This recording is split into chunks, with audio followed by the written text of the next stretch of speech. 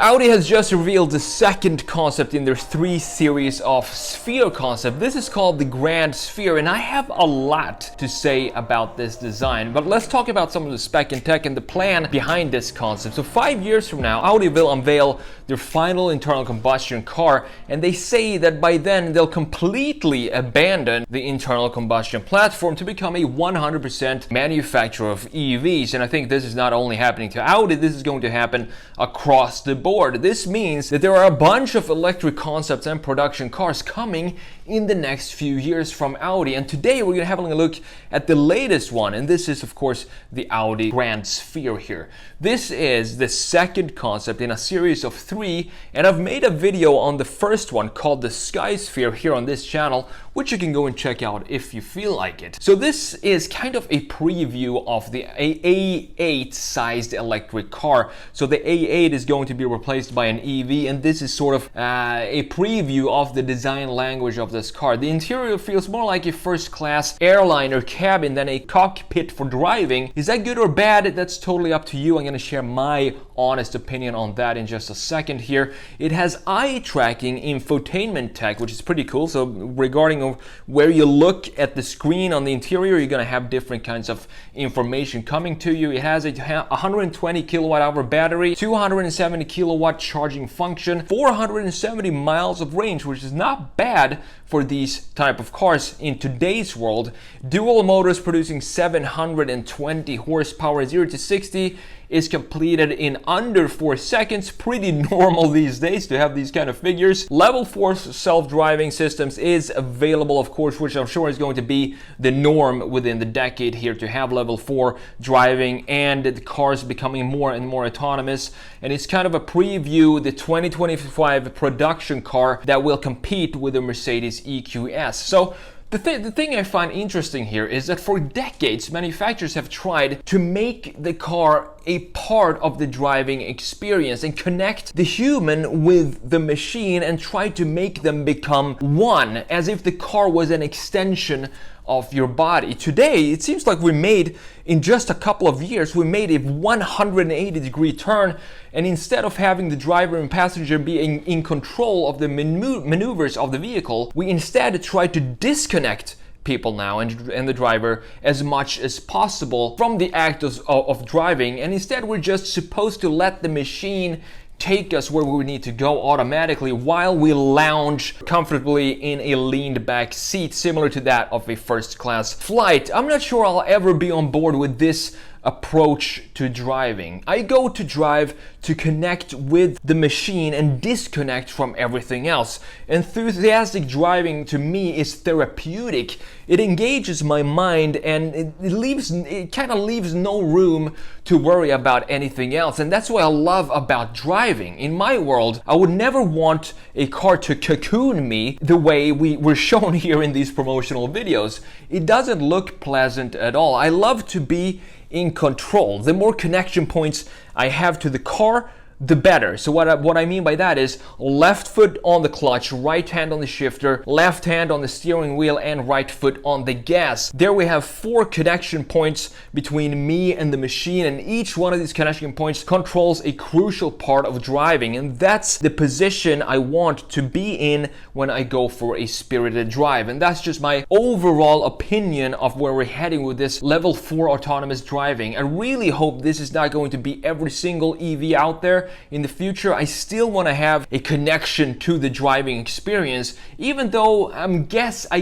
most of the cars moving forward is going to have to be EVs. That doesn't mean that we have to take away the spirit of driving and what makes driving enjoyable. So now let's jump into Photoshop here and let's talk about the design of this Audi Grandsphere. So as always, when I look at cars, when I see cars coming out like this, I take the first second to 2 seconds of impressions, and then I look at the car and then I immediately write down what it is I feel about this car. So the notes I have for the Audi Grandsphere here is that it doesn't look a lot Audi. It doesn't have a lot of Audi DNA in it. For example, if we were to remove all the graphics in the front, the logo, the grille, the headlights, let's just do that and let's just see what happens here when we do that. If we remove it, this could be any type of vehicles. This could be a Kia, this could be a Mercedes, this could even be a new Chinese company popping up with a new EV. It definitely doesn't shout Audi, at least not to me when I first saw this car. And what I think is interesting about this design is the positioning of the headlights here. So if you look at the headlights,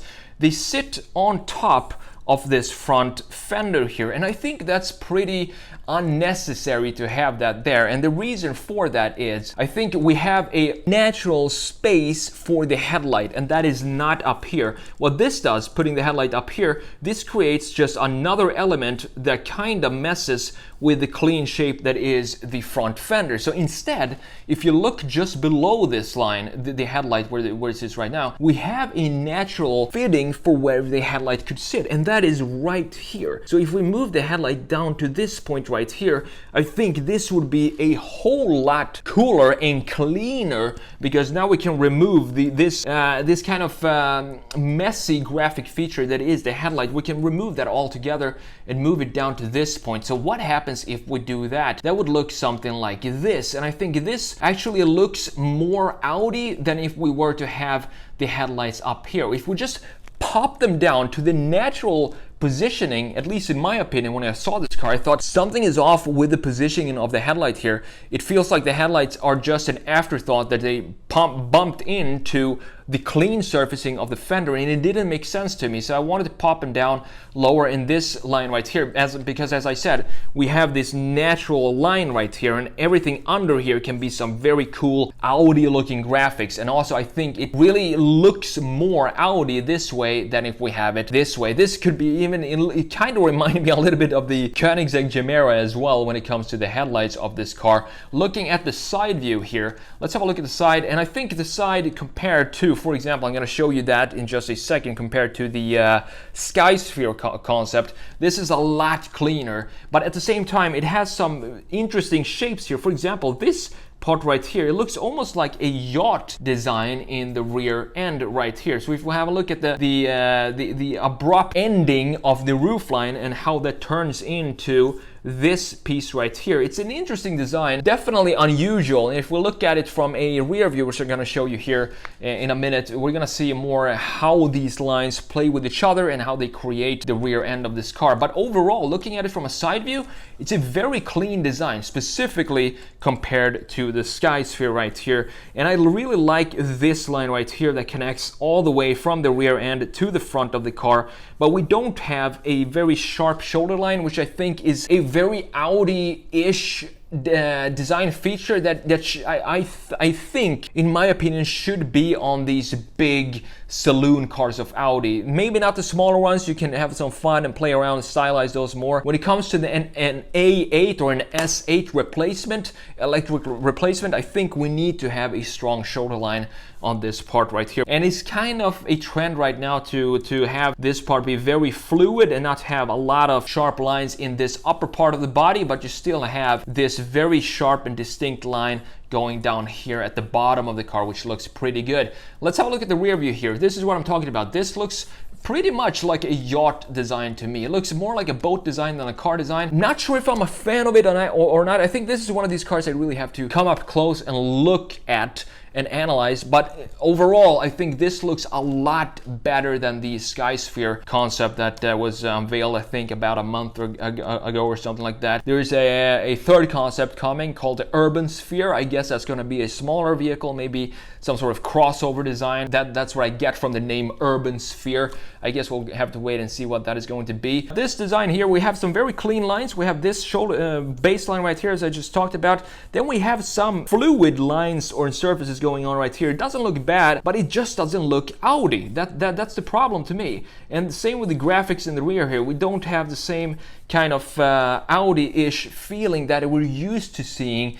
I get they're trying new things, but this is the same thing as I talked about recently in can't remember what video that was, but you don't, the BMW video, what happened to BMW, that's on this channel as well. You don't have to take away so much of what made the brand so great for so long just because we're creating EVs. Stick with some of the features that made Audi what it is and what made Audi recognizable, and keep those features, and we can still move into the EV era without removing and just throwing that into the bin. So one last thing thing I want to show you here is the comparison between the Grandsphere at the top right here, and then we have the Skysphere at the bottom. So this is interesting. Have a look at the Grandsphere at the top, and then have a look at the almost Hot Wheels proportions of the Skysphere. I'm not a fan at all of this design. I made a video on this talking about that in detail. I'm not going to go into the details here. I think it's not Audi at all. I think it looks like a Hot Wheels toy car, and the proportions just look off to me. The wheels are way too big.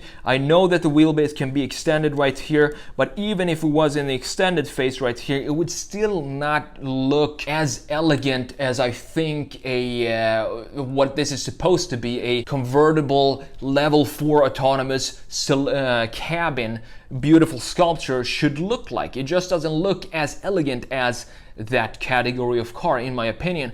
Looking at the Grandsphere up here, I think this looks a lot better compared to the Skysphere. It's still not there, it's still not Audi enough, but it's better than the Skysphere. So if you're wondering if I'm worried about Audi, where they're going, are they heading in the same direction as the BMW? I hope not, and I'm pretty sure they don't, because we still have the beautiful A6 e-tron concept, and this shows me that Audi still know what they're doing, and this looks like a way more production ready car right here than the Grandsphere up here, even though this is probably a preview of what the next A8 e-tron concept is going to look like. Basically, we're gonna have the A6 e-tron down here with an extended wheelbase, and boom, we have an A8 e-tron concept as well, and eventually the production version. Thanks for watching. I'll see you in the next video.